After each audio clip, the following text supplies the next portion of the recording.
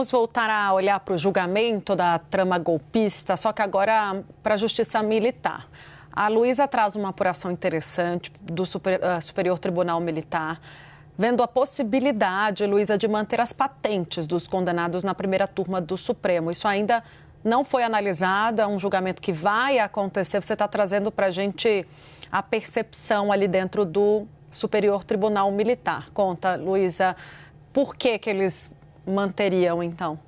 Tainá, como você disse, é um julgamento que não é para agora, né? O STM só vai se debruçar sobre essa questão da indignidade para o oficialato depois que a ação penal sobre a tentativa de golpe transitar em julgado, quando não couber mais nenhum tipo de recurso. Aí o STF já de antemão determinou que o Superior Tribunal Militar seja oficiado para analisar essa questão da perda de postos e de patentes, na medida em que vários dos condenados são militares, né? Temos o próprio Mauro Cid, temos os generais Walter Braga Neto, Augusto Heleno e Paulo Sérgio Nogueira, temos Almir Garnier, almirante da Marinha e, claro, o ex-presidente Jair Bolsonaro, que é capitão do Exército. Desses que eu citei, apenas Mauro Cid ficaria de fora desse julgamento do STM, porque a pena dele não ultrapassou os 2 anos, né, devido ao seu acordo de delação premiada. Agora, o que a gente pode apurar, Tainá? É claro que o julgamento ainda está um pouco longe, né, mas de qualquer maneira já tem movimentado os bastidores da Corte Militar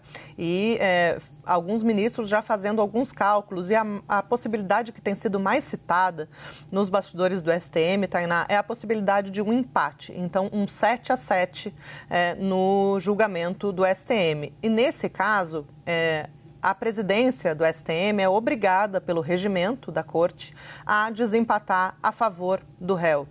E isso vai criar uma situação muito peculiar, porque a presidente do STM, a ministra Maria Elizabeth Rocha, ela costuma, né, ter uma avaliação a respeito dessa ação sobre a trama golpista, de que existe gravidade nos fatos, né, e que isso poderia indicar um voto dela pela perda das patentes. Porém, ela, como presidente da Corte, se esse for o entendimento de fato dela, ela precisa ressalvar esse entendimento, precisa abrir mão do seu posicionamento pessoal para cumprir essa determinação do regimento do STM, que prevê que o voto de Minerva da presidência do STM tem que ser favorável ao réu. Então, um 7-7, os 14 ministros votariam, formariam um empate, e aí o 15º voto, que seria da presidente, desempataria a favor dos réus, então mantendo os postos e as patentes, a despeito da condenação que foi imposta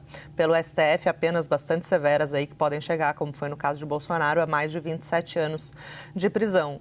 Muitos podem se perguntar qual seria o argumento, né, desses ministros que tenderiam a votar a favor da manutenção das patentes. E o que a gente pôde apurar com fontes ali próximas do Supremo é que eles entendem que um erro, né, não pode apagar uma trajetória de vida dedicada às Forças Armadas ou à Marinha, enfim, não teria por que a condenação criminal ter nenhum tipo de interferência na questão das patentes, afinal de contas são pessoas aí que dedicaram a vida inteira à vida militar, né? Isso é a avaliação dos ministros que não concordam com a possível perda das patentes. Então, é mais uma repercussão do julgamento, né, Tainá, que a gente vai ver um desdobramento aí dessa condenação que foi definida na semana passada, mas que a gente ainda vai ver reflexos aí em várias áreas, como é nessa questão das patentes.